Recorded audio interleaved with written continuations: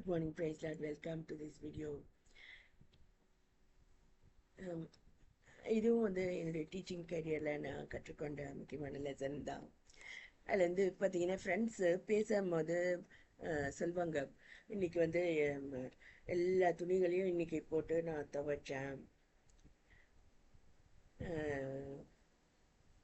துவைச்சிட்டு கையெல்லாம் வலிக்குது அப்படின்னு சொல்லிட்டு காலையிலேயே வேறு ஊர்லேருந்து வரவங்களா இருப்பாங்க, வேலைக்கு ஒரு மணி நேரம் ட்ராவல் பண்ணி வரவங்களா இருப்பாங்க.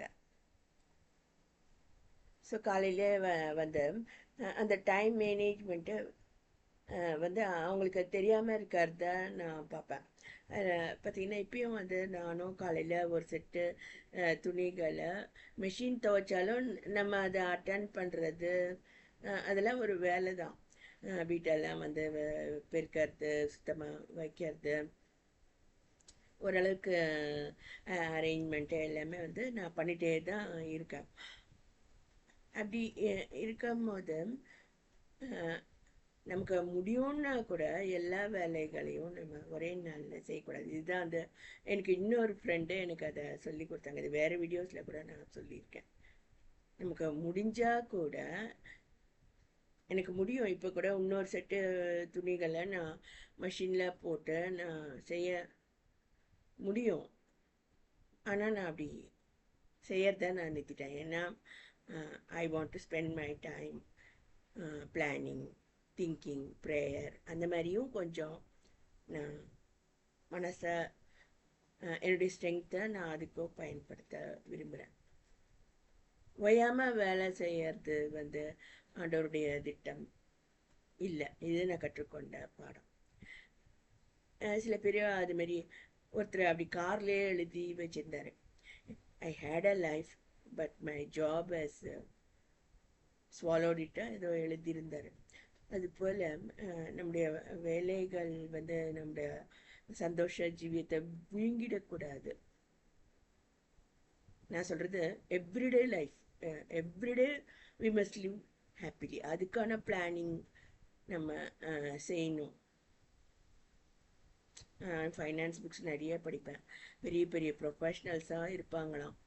ஆனால் வந்து இதுமாரி பண விஷயங்களில் தப்பாக பண்ணிட்டு மாட்டிப்பாங்களாம். ஸோ நம்மளாம் இப்போ நான்லாம் ஒரு கடனாளியாக நான் நின்னேன்னா எனக்கு ஒரு பைசா தரத்துக்கு ஆள் கிடையாது. ஆனால் என் ஃப்ரெண்ட்ஸ் தான் இதெல்லாம் சொல்லுவாங்க, உங்களுக்கு யாராவது 100 தருவாங்களா மேம் அப்படின்னு கேட்பாங்க. யார்கிட்டையும் நான் கேட்கவும் முடியாது, கேட்டாலும் யாரும் இங்கே தரவும் மாட்டாங்க. அதே மாதிரி ஏன்னா நம்ம வந்து ஸ்டாண்டர்ட் ப்ரொஃபைலில் இல்லைன்னாலே லைஃப் வந்து கஷ்டமாக இருக்கும். ஸோ அது போல் ஒன்று நான் லேடியாக இருக்கேன், இல்லை என்ஜினியராக இருக்கேன். அது வந்து பலவிதமான சிந்தனை தாக்கங்கள் வந்து ஃபேமிலிலையும் மற்ற இங்கே சொசைட்டிலையும் அது ஏற்படுத்துது. ஸோ யாரும் நமக்கு ஹெல்ப் பண்ணுவாங்க அப்படின்னு நம்ம நினைக்கவே முடியாது.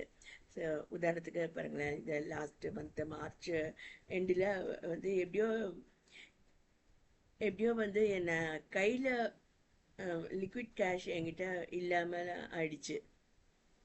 இடையில சென்னைக்கெல்லாம் ட்ராவல் பண்ணிட்டு எப்படியோ நான் அது சரியாக பிளான் பண்ணாததுனால தான் அந்த மாதிரி ஆயிடுச்சு. அது போல் எச்சரிக்கையாக இல்லைன்னா வந்து கஷ்டப்பட நேரம். அதுமாரி அம்மா இருக்காங்க, அவங்கக்கிட்ட கேட்கலாம் இருந்தால் கூட அவங்களுக்கும் வந்து அவங்களுக்கு நான் எந்த ஹெல்ப்பும் நான் பண்ணுறதில்ல. She is managing her self.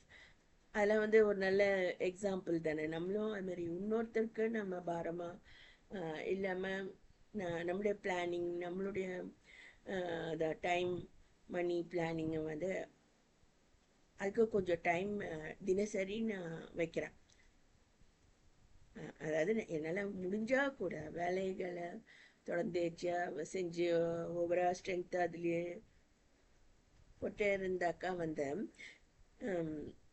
நமக்கு ப்ரேயர் அதுமாரி கர்த்தருடைய ஆலோசனைகளை பெற்றுக்கொள்வது, அது வந்து பிளானிங் அதெல்லாம் வந்து இல்லாமல் போயிடுது. அதான் முடிஞ்சால் கூட சில வேலைகளை நிறுத்திடணும். எல்லாமே நம்ம செய்யக்கூடாது.